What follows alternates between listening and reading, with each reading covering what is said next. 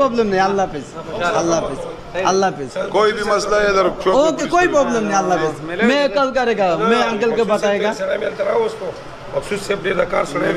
তো আসলে আফগানিস্তান থেকে আসার পরে মানে শুধু পেশোয়ারে আমি যতদিন থাকবো ততদিন ওনারা আমাকে সিকিউরিটি দিবে এবং আমি বাইরে যেখানে যাই ওনারা আমার সাথে থাকবে আর কি।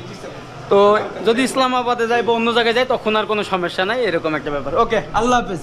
খালি রুমে চলে আসলাম এবং আমাদের যে হোটেল আল ইবাদত, আর আপনারা দেখলেন যে আফগানিস্তান থেকে আসার পর থেকে ভাই পুলিশ প্রোটোকল, থানা, ভাই কী যে অবস্থা।